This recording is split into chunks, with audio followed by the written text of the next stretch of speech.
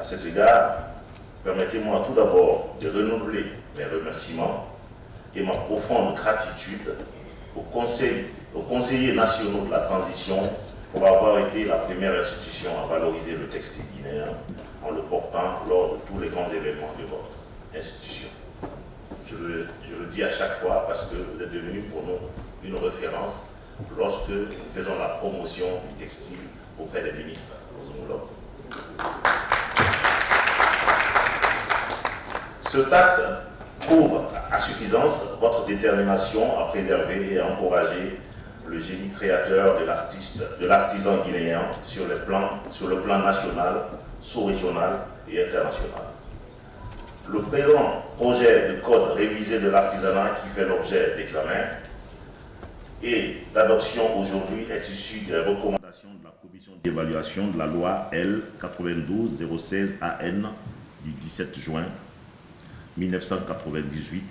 adoptant et promulguant le Code de l'artisanat de la République de Guinée.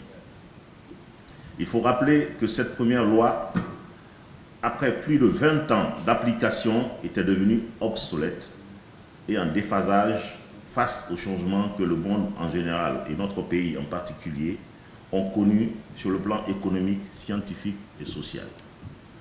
Ce projet de code révisé de l'artisanat a donc bénéficié de l'appui technique et financier de certains partenaires, tels que le Programme des Nations Unies pour le Développement, PNUD, et a été validé par l'ensemble des acteurs du secteur de l'artisanat lors d'un atelier de 2 jours à Conakry. Il a été ensuite soumis à l'appréciation du secrétaire général du gouvernement en sa qualité de conseiller juridique des structures étatiques avant d'être transmis au Conseil national de transition pour examen, avis, amendement et adoption. Honorable président du CNT, honorables conseillers nationaux, mesdames et messieurs,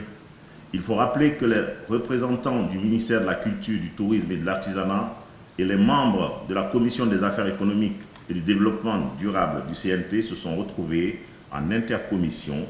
le mardi 21 mars 2023 pour des questions de clarification autour de certaines dispositions du projet de code révisé de l'artisanat.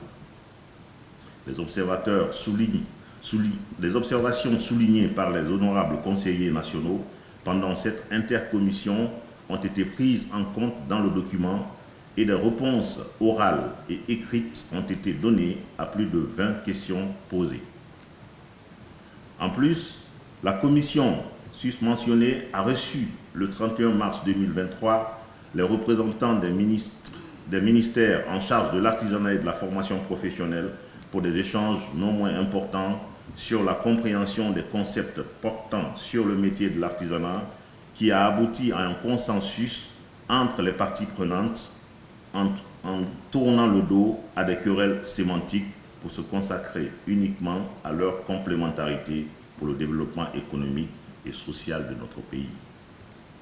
Cette plénière constitue donc la phase ultime pour l'adoption du code révisé de l'artisanat et c'est aussi une occasion qui doit être saisie, je l'estime bien, par chacun de nous tous, afin d'offrir au secteur de l'artisanat un document qui lui permettra de jouer pleinement un rôle de premier plan dans le processus de développement socio-économique en facilitant l'emploi des populations vulnérables. Pour conclure,